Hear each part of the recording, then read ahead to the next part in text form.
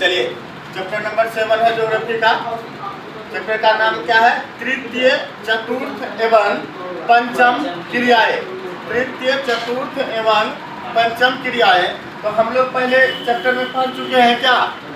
पहला चैप्टर हम लोग क्या पढ़े थे? प्राकृतिक क्रियाएं, यानी कि उद्योग के बारे में हम लोग के। द्वितीय क्रियाएं के बारे में हम लोग पढ़ चुके हैं। द्वितीय क्रियाएं किसको कहते थे?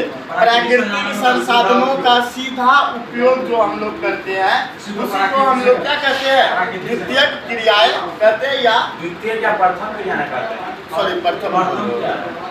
प्राकृतिक संसाधनों का प्रयोग करना क्या करता है? प्रथम क्रिया कहलाता है। द्वितीय क्रियाएं के अंतर्गत क्या करते हैं? प्राकृतिक क्रियाओं का जो है उपयोग ले करके वस्तुएं का निर्माण कर देना, ये क्या कहलाता है? द्वितीय क्रियाएं कहलाता है। ये तो केमिकल रिएक्शन हो गया। दूध को लेकर दही बनाना नहीं। आपका कहने का मतलब है कि अब ऐसा कच्चा सामान लीजिए जिससे आप उससे नई वस्तु का निर्माण कर दीजिएगा। आलू से चिप्स बना देना, वो आपका द्वितीय क्रियाएं के अंतर्गत आ जाएंगे। आलू से चिप्स बनाना वो द्वितीय क्रियाएं के अंतर्गत आ जाएगा। हाँ, खनन भी होगा। लोहा का कच्चे सामान को लेकर के कुछ लोहे का कुदाल बना देना, पसली बनाना, खुर्पी बना देना, हथौड़ा बना देना, वो आपका द्वितीय क्रियाएं के अंतर्गत आ जाएंगे। आगे द्वितीय क्रिया में क्या है? एक मूर्त उत्पादन से संबंधित। मूर्त उत्पादन को समझिएगा, वैसा उत्पादन जिसके अंतर्गत हम लोग क्या करते हैं? वस्तुएं का हम लोग जो उत्पादन करते हैं, वस्तुएं का हम लोग क्या करते हैं? उत्पादन करते हैं। यानी फैक्ट्री में वस्तुएं का उत्पादन करना क्या कहलाता है? मूर्त उत्पादन कहलाता है। उत्पादन तकनीकी मशीनों, फैक्ट्री क्रियाएं पर निर्भर करता है। जितनी क्रियाएं जो होती है किस पर निर्भर करता है? उत्पादन पर करता है, तकनीकी पर करता है, मशीन पर करता है, फैक्ट्री पर पड़ता है। इन सभी चीजों के माध्यम से हम लोग क्या करते हैं? उद्योग कर सकते हैं, वस्तु का उत्पादन कर सकते हैं। उत्पादन को मात्रा व गुणवत्ता के रूप में मापा जाता है। उद्योग में 3 पॉइंट। पहला पॉइंट क्या? मूर्त उत्पादन संबंधी। दूसरा पॉइंट क्या? उत्पादन तकनीकी मशीन का प्रयोग करना। तीसरा पॉइंट क्या कहते हैं? उत्पादन का गुणवत्ता के आधार पर हम मापा जाता है। उद्योग वाली वस्तुएं जो होती है, जो चीजें फैक्ट्री में उत्पादन किया जाता है, उनका हम लोग क्या करते हैं? वस्तु का गुणवत्ता हम लोग देखते हैं। ये अगर ये वस्तु मेरा उत्पादन हुआ है, इस वस्तु का हम लोग क्या देखेंगे? गुण देखेंगे, इसका गुणवत्ता देखेंगे। गुणवत्ता के आधार पर इसका मापा जाता है। द्वितीय क्रियाएं में वस्तुएं का गुणवत्ता के आधार पर वस्तुओं का आकलन किया जाता है। गुणवत्ता समझते हैं? इसकी गुण क्वालिटी क्या है, इसी का क्वालिटी के अनुसार से इसका मूल्य का भी हम लोग क्या करेंगे? निर्धारण करने का काम करेंगे। आ जाते हैं कच्चा माल। प्रथम, द्वितीय क्रियाएं उद्योग हो गया। तृतीय क्रियाएं में कौन आ जाएंगे? उपभोक्ता, हम लोग, कंज्यूमर। जो चीजें वस्तु, देखिए वस्तुएं क्या करें? फैक्ट्री में उत्पादन हुआ, रॉ मटेरियल कहीं पे इसका बना होगा, कच्चा सामान प्राकृतिक साधन से। उसके बाद जो उद्योग किया गया, इसको असेंबल करके उद्योग करके इसको बना दिया गया, द्वितीय क्रिया है। अब इसका हम लोग क्या कर रहे हैं? अभी हम लोग इसका उपयोग कर रहे हैं, बोर्ड में लिखने का काम कर रहे हैं। इसका हम लोग क्या कर रहे हैं? सेवा ले रहे हैं, इसका उपयोग ले रहे हैं। तो यह उपभोग हो गया। उपभोग को हम लोग इंग्लिश में क्या कहते हैं? कंज्यूमर कहते हैं। और ये क्या बोले? हाँ, सामान खरीदने वाले को उपभोगकर्ता बोलते हैं। जो उपभोगकर्ता फाइनली रूप से अंतिम क्रियाएं जो करते हैं वो उपभोग कहलाता है। जो हम लोग वस्तु के चीजें के लिए डेली आवश्यकता की चीजें के लिए हम लोग क्या करते हैं? साबुन खरीदते हैं, तेल खरीदते हैं, चावल, आटा, दाल, दुनिया भर का चीजें जो हम लोग खाते पीते हैं डेली जीवन में उपभोग करते हैं, इसी को क्या कहता है? कंज्यूमर या उपभोक्ता कहलाता है। तृतीय क्रिया के अंतर्गत कौन आ जाएगा जी? व्यापार और वाणिज्य। कौन आ जाएगा? व्यापार और वाणिज्य तृतीय क्रियाएं के अंतर्गत आएंगे। परिवहन तृतीय क्रियाएं के अंतर्गत आएंगे। संचार ये तृतीय क्रियाएं के अंतर्गत आएंगे। और ये सभी को हम लोग क्या करते हैं? बता रहे हैं।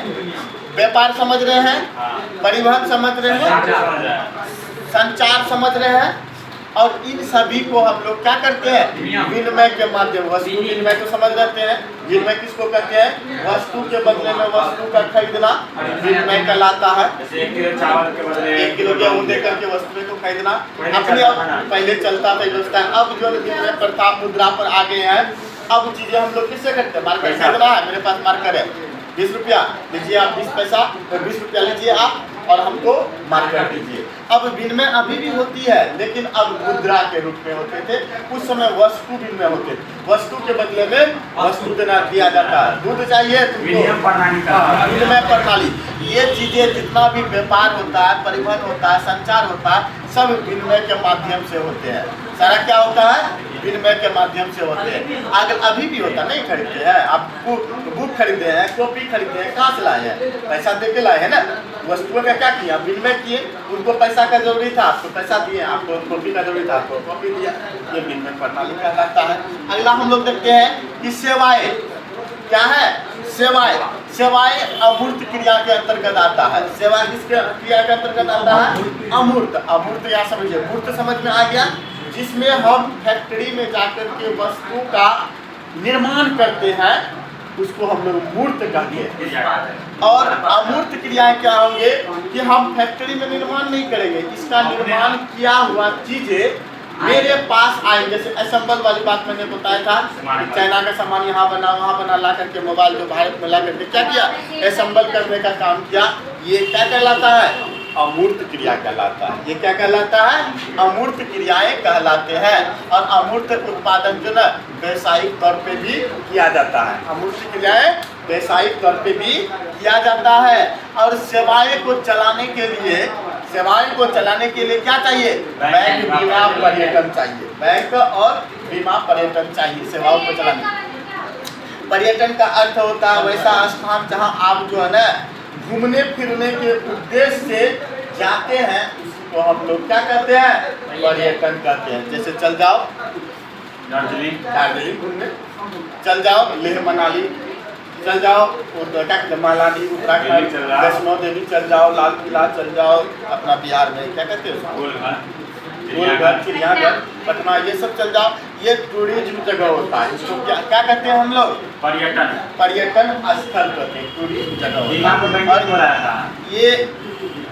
ये चीज पर्यटन स्थल जो है ना लाभ के उद्देश्य से होता है, सरकार से लाभ कमाती है, लेकिन मनोरंजन के उद्देश्य से आदमी यहाँ पे जाते हैं, तो उसी को हम लोग क्या कहते हैं, मनोरंजन के उद्देश्य से जो यात्रा करते हैं उसे हम लोग क्या कहते हैं, पर्यटन कहते हैं। पर्यटन का डिफिनेशन क्या बोलेंगे, मनोरंजन के उद्देश्य से जो यात्रा करते हैं उसको हम लोग क्या कहते हैं, पर्यटन कहते हैं। और यात्रा बहुत प्रकार का होता है, व्यापार में यात्रा होता है, जल थल वायु सब में यात्रा होता है, लेकिन वो कहाँ होता है, व्यापार के उद्देश्य से, व्यवसाय के उद्देश्य से होता है। जब हम घूमने फिरने के उद्देश्य से हम लोग पर्यटन करेंगे, घूमने या यात्रा करेंगे, तो उसी को हम लोग क्या करेंगे, पर्यटन करते हैं। क्लियर है।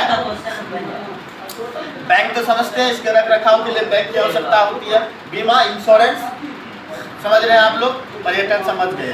लेकिन इस बात किसके द्वारा चलाया जाता है, बैंक हो, बीमा हो, पर्यटन हो, सब चीजें किसके द्वारा चलाया जाता है, ये कुशल श्रमिकों और प्रशिक्षित विशेषज्ञ परामर्शदाताओं के द्वारा चलाया जाता है। जिसमें इसमें कार्यरत रहता है, जो कुशल रहता है वही चला पाता है, जो श्रमिक कुशल होंगे वही चला पाएंगे, जो प्रशिक्षित रहेंगे वही कर पाएंगे। अब जैसे बीमा के लिए, अब इंश्योरेंस के लिए आपको एजेंट बनना है तो उससे पहले आपको ट्रेनिंग लेना पड़ता है, मीटिंग होता है, आपको ट्रेन किया जाता है एजेंट में, आपको कैसे किसी व्यक्ति को कैसे कन्विंस करना है, कैसे समझाना है, कैसे कौन कौन पॉलिसी है, किसमें कितना फ़ायदा है, कितना महीना के लिए कितना इंस्टॉलमेंट है,